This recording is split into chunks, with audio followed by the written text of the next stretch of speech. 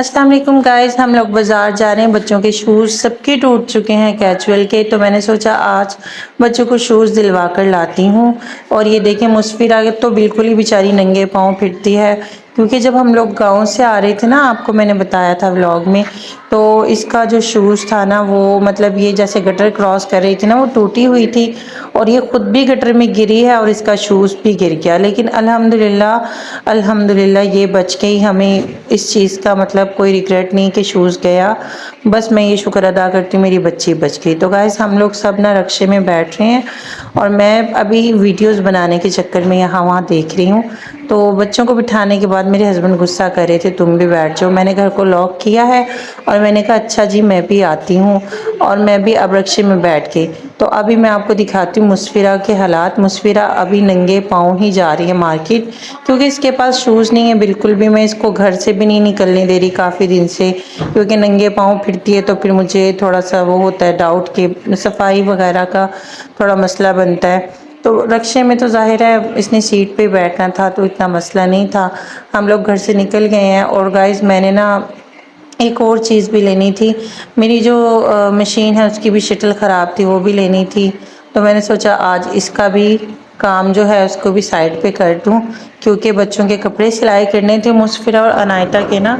तो फिर इसलिए मैंने सोचा कि आज मैं ना ये भी ले आऊँ, ताकि बच्चों के कपड़े भी मैं सिलाई कर लूँ।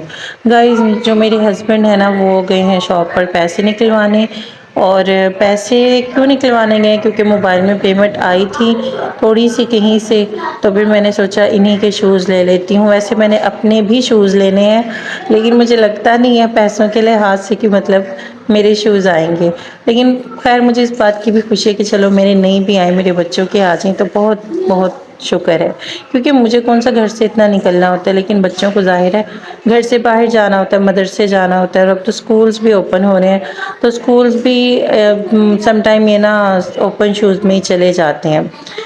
तो मेरे हस्बैंड पैसे निकलवा कर आ गए और मैंने सोचा थोड़ी सी अपनी भी वीडियो बना लूँ, अपनी शक्ल भी आप लोगों को दिखा दूँ। तो मुसफिरा का मूड बिल्कुल ख़राब है। इनसे मैं कह रही थी सबको हाय बोल दो मेरी वीडियो में आए हो तो, लेकिन बच्चे हैं ना, तो जाहिर है इस तरह रिस्पॉन्स नहीं कर रहे।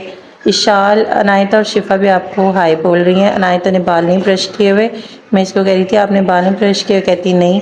इसके बाल कर लिए हैं ना, तो ब्रश ना करो तो और भी ज़्यादा अजीब और गंदे से लगते हैं। तो हाँ, नहीं करी थी मम्मा आप मेरी वीडियो ना बनाओ, आप जब भी मुझे वीडियो में लेती हूँ मैं एक ही ड्रेस पहनती हूँ, तो गाइस देखने वाले क्या कहेंगे कि इस बच्ची के पास और कपड़े नहीं हैं। तो मैंने कहा आप इस बात को ना सोचो, आप पे कोई इतना गौर नहीं कर रहा। तो गाइस, हम लोग ना वहाँ से आ गए हैं शॉप से और अब हम बाज़ार की तरफ जा रहे हैं।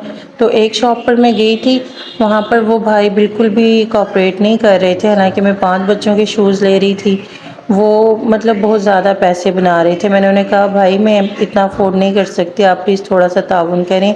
लेकिन वो एग्री नहीं हुए, उनका अपना मतलब एक तरीका था और हमारी अपनी गुंजाइश थी। फिर मैं एक और भाई के पास गई, वो पठान थे। उन्होंने अल्हम्दुलिल्लाह बहुत ताउन किया। उन्होंने 500-500 में तीनों बड़े बच्चों के शूज़ दिए और 250-250 में 2 छोटी बच्चियों के दिए। मतलब टोटल 2000 में मेरी दोनों पांचों बच्चियों के शूज़ आ गए थे। तो मेरा दिल भी खुश हो गया, बच्चे भी खुश हो गए। फिर मैंने सोचा चलो, बच्चे जो थे उन्होंने अपनी पसंद से शूज़ लिए हैं, मेरी कोई पसंद नहीं इसमें शामिल। उन्होंने जिसको जो शूज़ पसंद आया मैंने उनको वही दिलवा दिया। तो गाइस, जब हम लोग घर आए हैं ना, तो जैसे ही मैं रक्शे में से उतरी हूँ ना, ये बिल्ली भागती हुई मेरी तरफ आई है। तो मुझे ऐसा लगा शायद ये भूखी है। फिर मैंने ना इशाल को शॉप पे भेजा कि जाओ इसके लिए दूध लेकर आओ। और ये बहुत छोटी सी है, तकरीबन मुझे लगता है 1 मंथ या वैसे मुझे इतना आइडिया नहीं है इनकी एज के बारे में, क्योंकि कभी मैंने बिल्लियाँ नहीं रखी। लेकिन मुझे इन पे प्यार बहुत आता है, तो मैं रख नहीं सकती, लेकिन वैसे मुझे प्यार बहुत आता है, मैं प्यार करती हूँ इनसे। तो मुझसे नहीं रहा गया, मैंने ईशो को भेजा है, वो दूध लेने गई है इसके लिए।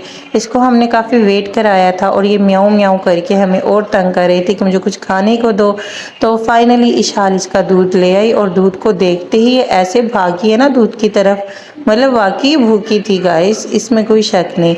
फिर खैर एक टूटा हुआ मेरे पास कप पड़ा था, मैंने उसमें दूध डाला। मुझे नहीं था आइडिया कि ये कितना दूध पिएगी। मैंने जितना दूध मंगवाया था वो मैंने सारा कप में डाल दिया। मैं समझी शायद ये सारा फिनिश कर देगी, लेकिन इसने सारा फिनिश नहीं किया भाई।